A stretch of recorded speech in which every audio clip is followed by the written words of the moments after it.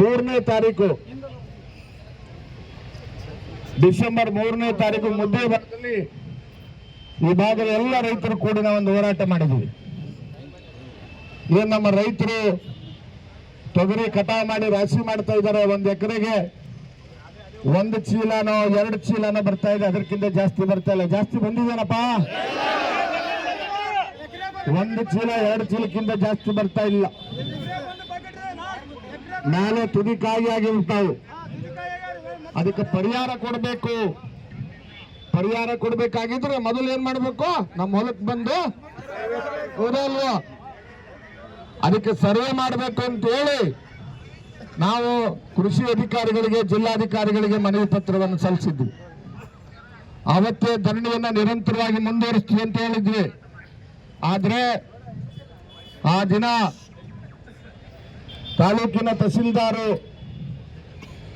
ಕೃಷಿ ಅಧಿಕಾರಿಗಳು ಬಂದು ದಯಮಾಡಿ ನೀವು ಮುಂದುವರಿಸಬೇಡಿ, ನಾವು ಜಿಲ್ಲಾಧಿಕಾರಿಗಳ ಗಮನಕ್ಕೆ ತಂದು ತಕ್ಷಣ ಜಿಲ್ಲಾದ್ಯಂತ ಏನು ನಷ್ಟ ಆಗಿರ್ತಕ್ಕಂಥ ಬೆಳೆಗಳು, ತೊಗರಿ ಬೆಳೆ ನಷ್ಟ ಆಗಿದೆ, ಅದಕ್ಕೆ ಸರ್ವೆ ಮಾಡ್ತಕ್ಕಂಥ ಕೆಲಸ ನಾವು ಮಾಡ್ತೀವಿ, ನೀವು ಹಿಂತಕ್ಕೊಳ್ಬೇಕು ಅಂತ ಹೇಳಿದಾಗ ನಾನು 9ನೇ ತಾರೀಕಿಂತ ಗಡುವು ಕೊಟ್ಟು 8ನೇ ತಾರೀಕು ಒಳಗೆ ನೀವು ಸರ್ವೆ ಮಾಡಬೇಕು.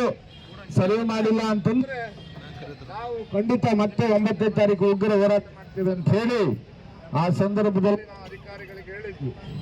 ಆದ್ರೆ ಇವತ್ತಿನವರೆಗೆ ಉಸ್ತುವಾರಿ ಸಚಿವರು, ಈ ಜಿಲ್ಲೆಯ ಉಸ್ತುವಾರಿ ಸಚಿವರು ಯಾರು ಅಂತ ಗೊತ್ತೈತೆ ನಿಮಗೆ?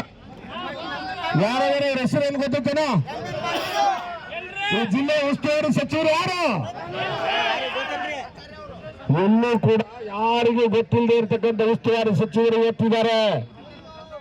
ಇಡೀ ತೊಗರಿ ಬೆಳೆ ನಾಶ ಆಗಿದೆ, ಉಸ್ತುವಾರಿ ಸಚಿವರು ನಾಪತ್ತೆ ಆಗಿದ್ದಾರೆ. ಈ ರಾಜ್ಯದಲ್ಲೂ ಇಲ್ಲ, ಈ ದೇಶದಲ್ಲೂ ಇಲ್ಲ, ವಿದೇಶ ಪ್ರವಾಸ ಮಾಡ್ತಾ ಇದ್ದಾರೆ.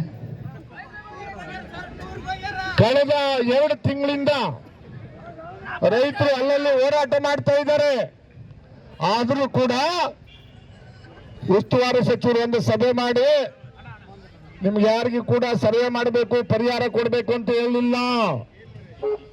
DC ನಮ್ಮ ಹೊಲಗಳಿಗೆ ಬರಲಿಲ್ಲ, ಕೃಷಿ ಅಧಿಕಾರಿಗಳು ನಮ್ಮ ಹೊಲಗಳಿಗೆ ಬರಲಿಲ್ಲ. ದಯಮಾಡಿ ನೀವು ಅದಕ್ಕೆ ಅನಿವಾರ್ಯವಾಗಿ 3ನೇ ತಾರೀಕಿನಿಂದ ನಿರಂತರವಾಗಿ ಹೋರಾಟ ಮಾಡಿದೆ. ಇನ್ನಷ್ಟು ಅಪ್ಡೇಟ್ಗಳಿಗಾಗಿ ಫಾಲೋ ಮಾಡಿ ವಿಜಯ ಧ್ವನಿ ನ್ಯೂಸ್.